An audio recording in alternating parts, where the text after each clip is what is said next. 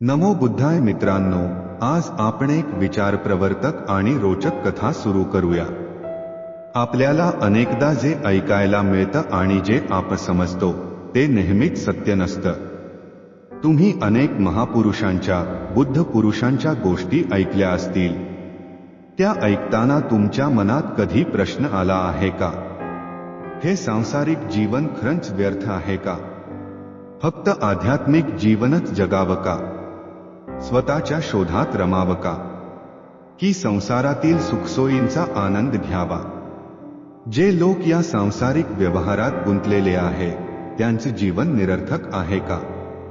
आपल्या भोवती बघा, कोणीतरी आपल्या आईवडिलांसाठी मेहनत करून धन कमावतो, कोणीतरी आपल्या कुटुंबाला सुखी पाहण्यासाठी झटतो, कोणीतरी मुलांच्या भवितव्याची काळजी करत असतो, तर कोणीतरी स्वतःसाठी नाव कीर्ती मिळवू पाहतो, कोणीतरी आपल्या प्रेयसीला आनंदित ठेवू इच्छितो, तर कोणीतरी आपल्या प्रियकराला मिळवण्यासाठी झटतो। कोणाला राजकारणात स्थान मिळवायचं असतं, तर कोणाला राज्य करण्याचं स्वप्न असतं, तर काही जण साधं शांत जीवन जगू इच्छितात। म्हणजेच प्रत्येकाची स्वप्न, ध्येय, अपेक्षा वेगवेगळी आहे। आपल्याला आयुष्यात काहीतरी हवं असतंच, पण जेव्हा साधू पुरुष किंवा बुद्ध पुरुष आपल्या समोर येतात आणि सांगतात सांसारिक जीवन व्यर्थ आहे, स्वतःला ओळखा, आध्यात्मिकतेच्या मार्गावर चला, तेव्हा आपल्या मनात गोंधळ निर्माण होतो।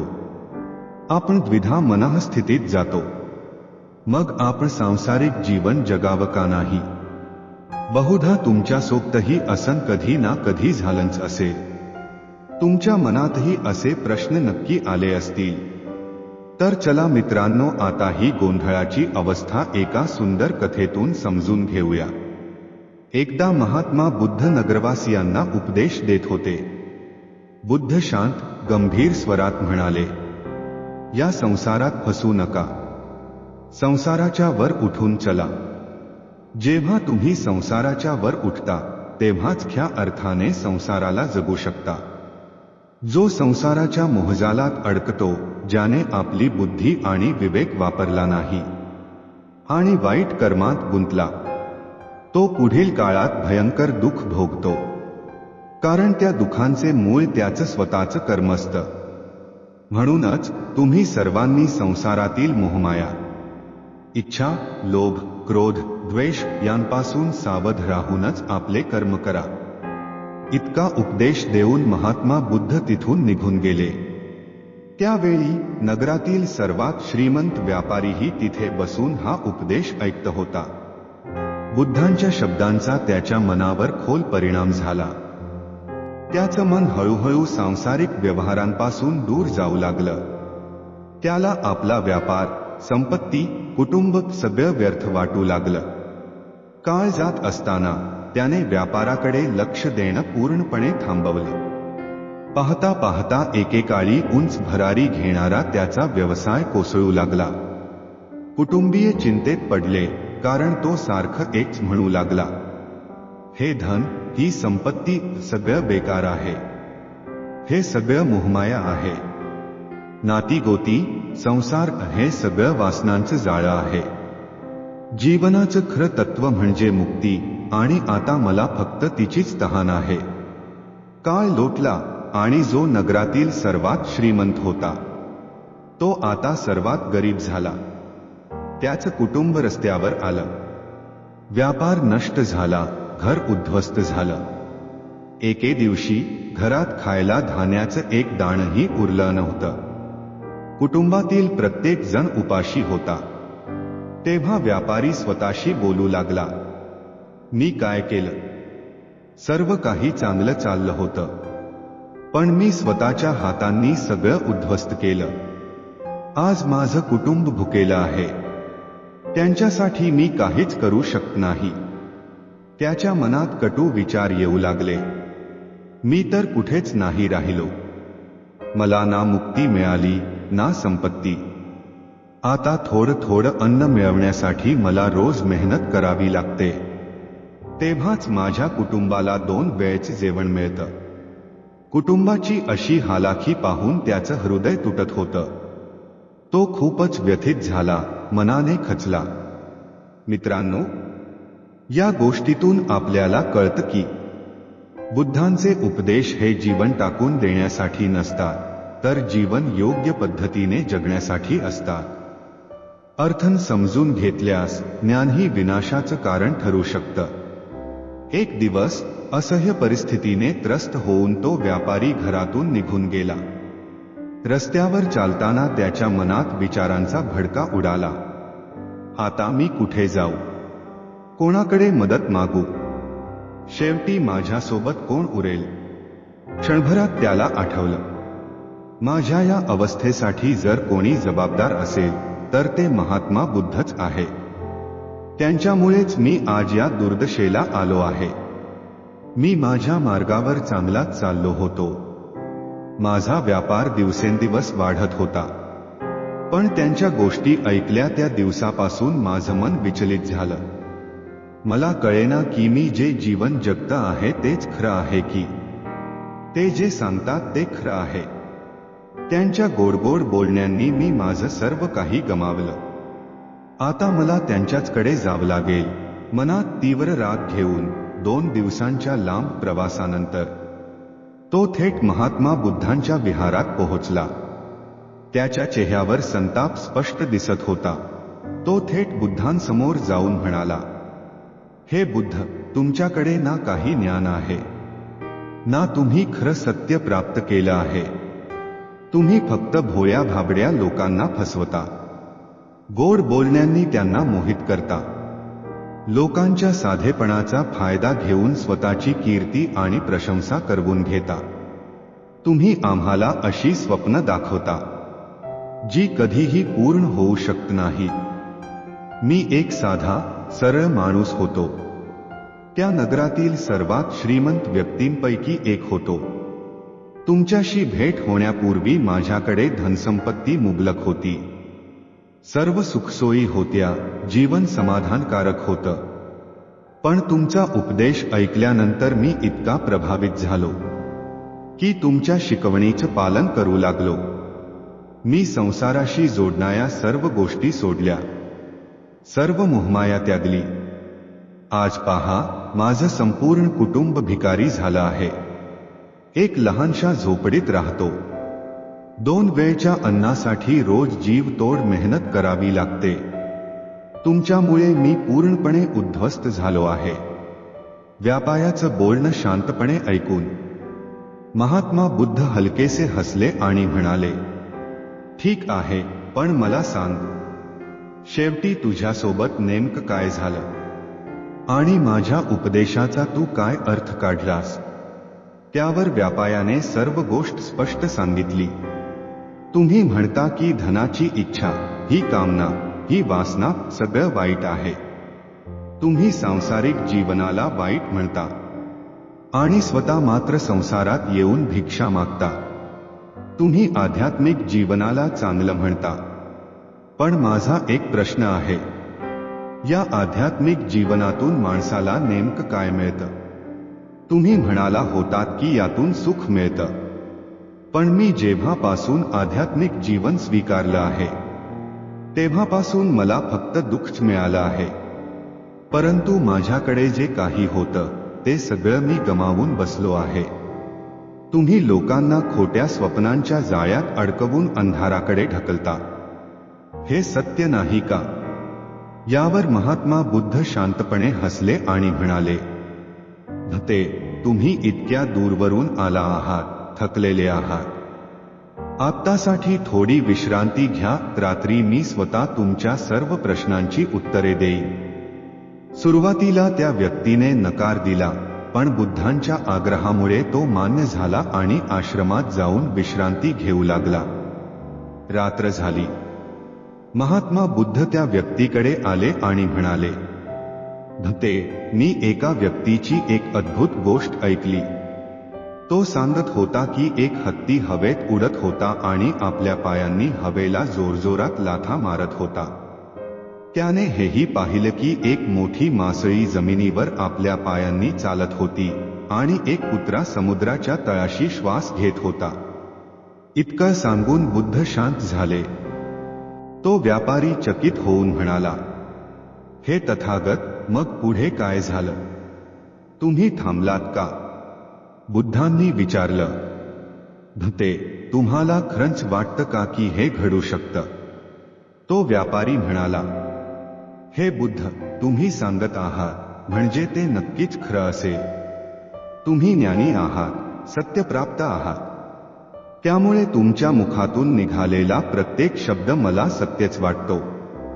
बुद्ध मंद स्मित करत म्हणाले, भते, पण तुम्ही कधी असा हत्ती पाहिला आहे का जो पंखांनी हवेत उडतो? नाही तथागत, मी कधी पाहिलं नाही, व्यापारी उत्तर देतो. मग तुम्ही मला विचारलं का नाही की हत्ती आकाशात कसा उडतो? बुद्धांनी प्रश्न केला. व्यापारी लाजत म्हणाला, हे तथागत, तुम्ही सांगत आहात म्हणजे ते खरे असेल असे मला वाटले. त्यामुळे मी प्रश्न विचारला नाही. बुद्ध म्हणाले, भते, कोणाच्याही गोष्टीवर आंधळेपणाने विश्वास ठेवू नका. स्वतः विचार करा, त्या गोष्टीत किती सत्य आहे, त्या व्यक्तीचा खरा उद्देश काय आहे. कदाचित तो वेगळाच संदेश देऊ इच्छित असेल आणि तुम्ही त्याचा चुकीचा अर्थ काढत असाल. जर तुम्ही मला विचारलं असतं तर मी सांगितलं असतं की हा हत्ती, मासळी आणि कुत्रा हे प्रत्यक्ष नव्हते, तर एक लहान मूल आपल्या खेळण्यांशी खेळत होतं. ते हत्तीला हवेत उडवत होतं, कुत्र्याला पाण्यात बुडवत होतं आणि मासळीला जमिनीवर चालवत होतं. आता तुम्हाला समजलं का? व्यापारी हस्त म्हणाला, हो, अगदी असं होऊ शकतं. महात्मा बुद्ध पुढे म्हणाले, भते, मी कधीच कोणाला निर्धन किंवा दरिद्री व्हा असं सांगत नाही. कारण निर्धनता ही तुमच्या प्रगतीसमोर अडथळा ठरते. जेव्हा पोटाची चिंता मनावर दाटून राहते तेव्हा माणसाला ना काही समजतं, ना तो काही नवीन विचार करू शकतो. या भिक्षुसंघाकडे पहा, जेव्हा त्यांना अन्नाची गरज भासते तेव्हा ते भिक्षा मागायला निघतात. पण तुम्ही विचार केला आहे का, ही भिक्षा येते तरी कुठून? तो व्यक्ती म्हणाला, तथागत, लोक रोज कष्ट करतात जेणेकरून आपल्या कुटुंबाचं पालनपोषण होऊ शकेल. मेहनतीच्या बदल्यात त्यांना पैसे मिळतात. त्या पैशांनी ते अन्न विकत घेतात आणि त्याच अन्नाचा काही भाग ते तुम्हाला देतात. बुद्ध मान डोलावत म्हणाले, हे सत्य आहे. पण मला सांगा, हे धन येतं तरी कुठून? तो व्यक्ती म्हणाला, सर्वजण मेहनत करूनच मिळवतात. प्रत्येकजण कमावतो. बुद्ध म्हणाले, तुमचं म्हणणं योग्य आहे. पण कल्पना करा, जर जगातील प्रत्येकजण भिक्षा मागू लागला तर मग अन्न येईल कुठून?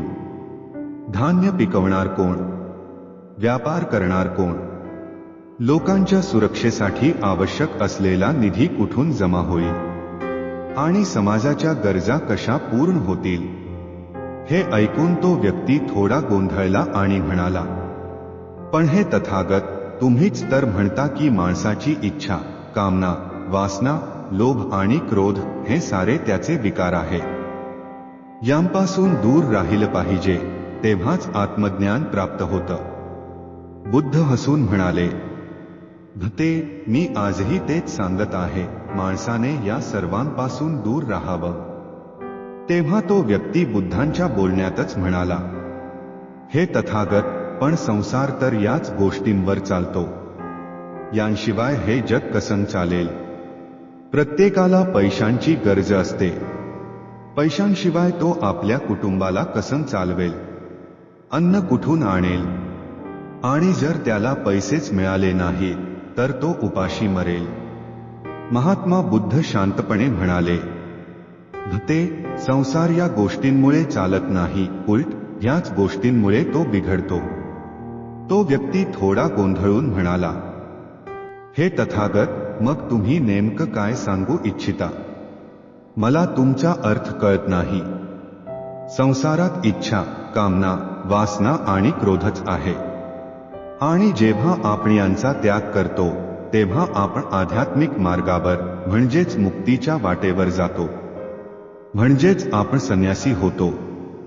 बुद्धांनी हस्त उत्तर दिलं, भते, तुम्ही जे म्हणालात ते निश्चितच एक मोठं सत्य आहे. इच्छा, कामना, वासना आणि क्रोध ह्या वाईट भावना सोडून कोणीही संसाराचा त्याग करू शकतो आणि संन्यासी होऊ शकतो. पण या सर्व गोष्टींना सोडूनही संसारात राहून आपण आपले जीवन योग्य रीतीने जगू शकतो. आपण धन कमवू शकतो, मान प्रतिष्ठा मिळवू शकतो, समाजात सन्मान मिळवू शकतो, कारण आपण आपलं कर्म प्रामाणिकपणे करतो. एक शेतकरी शेती करतो, पण त्याला वाईट भावना बाळगण्याची गरज नाही. एक व्यापारी व्यवहार करतो, वस्तू एका ठिकाणाहून दुसऱ्या ठिकाणी पोहोचवतो आणि तोही लोभ वासना ठेवता करू शकतो. एक राजा आपल्या प्रजेला संरक्षण देतो आणि तेही क्रोध किंवा लालच ठेवता करू शकतो. त्याचप्रमाणे एक भिक्षू लोकांना योग्य मार्ग दाखवतो, त्यांना योग्य कर्म करण्यासाठी प्रेरित करतो. हेच त्याचं कर्म आहे, त्याचं कर्तव्य आहे.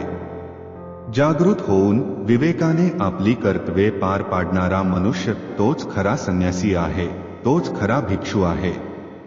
कारण आपण जे काही कर्म करतो ते फक्त संसारात राहण्यासाठी, जीवन जगण्यासाठीचं माध्यम आहे.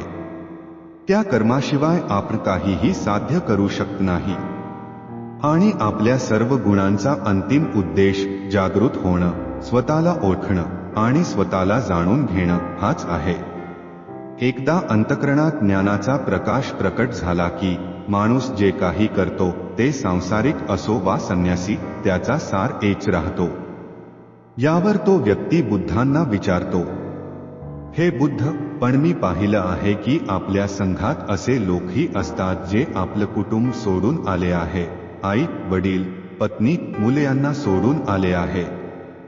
आपण त्यांना कधी सांगता का, जा आपल्या जबाबदाऱ्या पूर्ण करा, आपल्या कुटुंबाची काळजी घ्या, पैसा कमवा आणि त्याच ठिकाणी राहून आत्मज्ञान मिळवा. बुद्धांनी शांतपणे विचारलं, भते, तुम्ही हत्तीला हवेत उडवू शकता का? तो व्यक्ती हस्त म्हणाला, नाही, हे अशक्य आहे. बुद्ध म्हणाले, बरोबर, फक्त एखादं मूलच कल्पनेत हत्तीला हवेत उडवू शकतं. जसा एखादा मनुष्य राजा व्हायचं ठरवतो तर तो त्या दिशेने जातो आणि राजा होतो. एखादा व्यापारी व्हायचं ठरवतो तर तो व्यापारी होतो.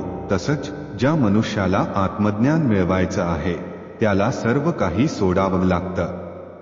यानंतर बुद्धांनी त्याला विचारलं, भते, तुम्ही खरंच सर्व काही सोडून आत्मज्ञानाच्या मार्गावर निघालात का? की असा विचार केला होता की या मार्गावर चाललं की जीवन सोपं होईल, सर्व काही आपोआप मिळेल, दुःख वेदना नाहीशा होतील आणि मुक्ती सहज मिळेल? हे ऐकून त्या व्यक्तीला आपल्या विचारातील चुकीची जाणीव झाली. तो तत्काळ बुद्धांच्या चरणी पडून म्हणाला, हे तथागत, आपण सत्य बोलत आहात.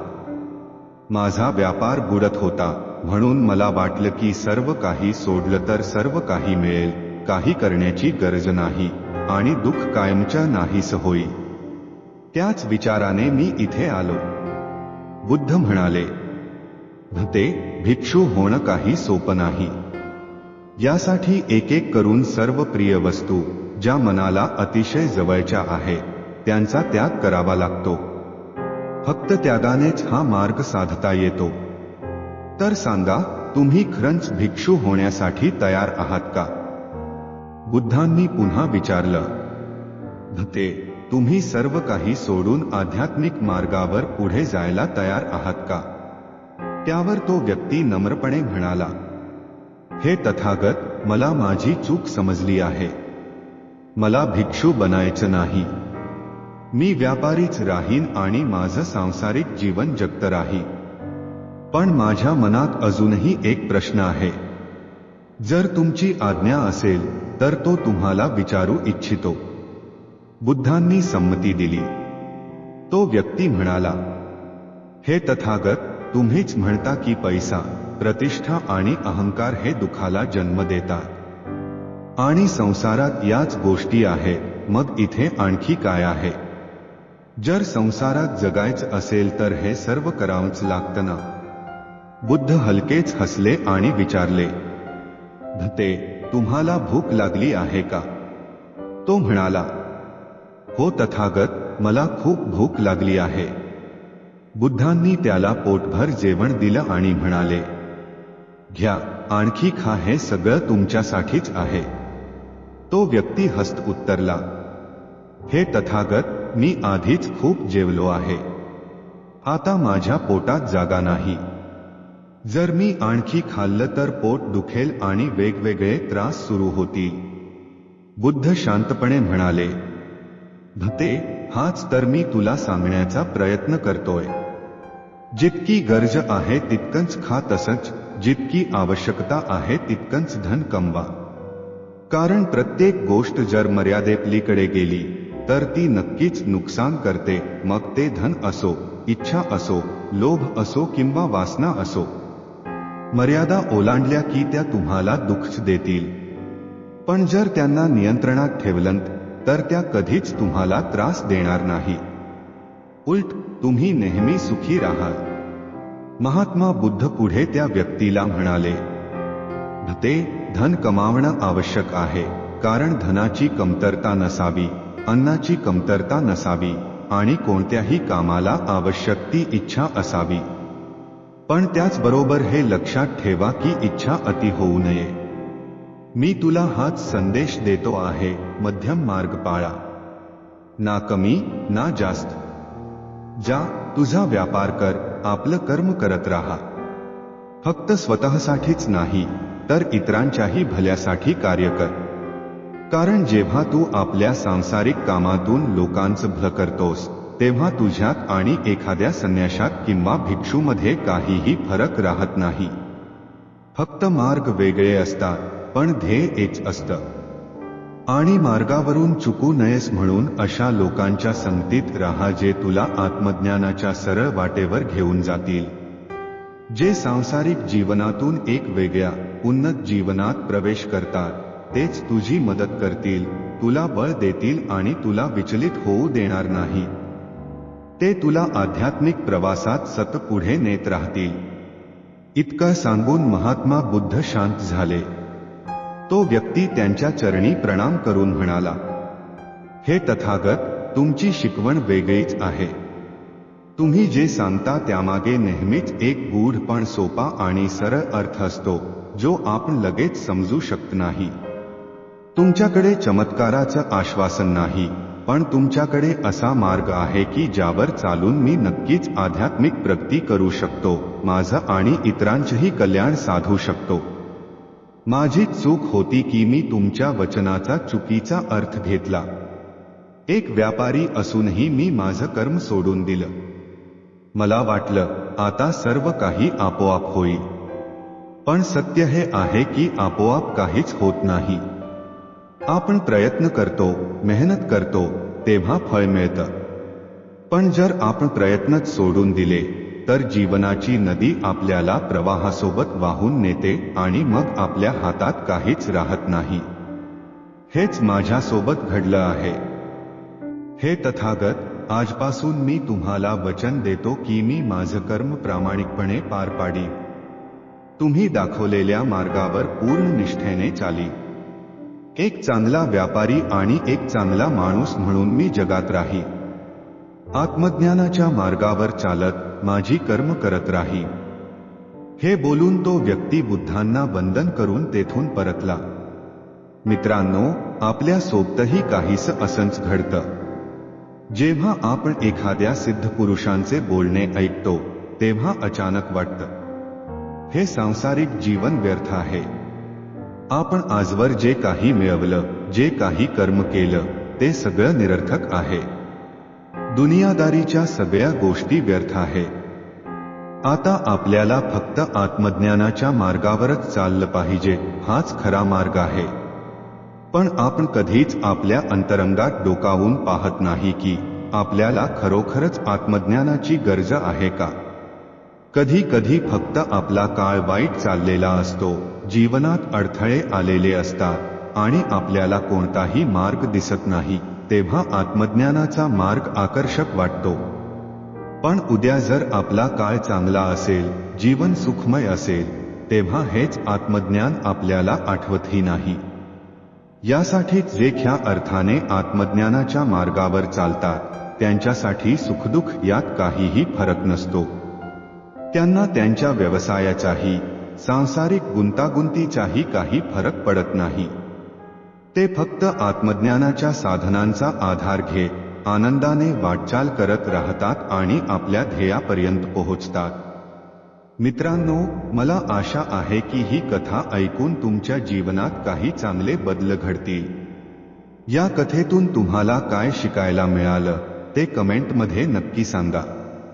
तसेच ही कथा आपल्या कुटुंबियांसोबत, मित्रांसोबत आणि जिवलग व्यक्तींशी शेअर करून त्यांनाही या ज्ञानाची ओळख करून द्या. आणि जर तुम्हाला हा व्हिडिओ मनापासून आवडला असेल तर त्याला लाईक करा. तसेच तुम्ही अजून SR प्रकारे चॅनलला सबस्क्राईब केले नसेल तर आत्ताच सबस्क्राईब करा. तुमचा प्रत्येक दिवस मंगलमय आणि आनंदाने भरलेला असो. धन्यवाद. नमो बुद्धाय.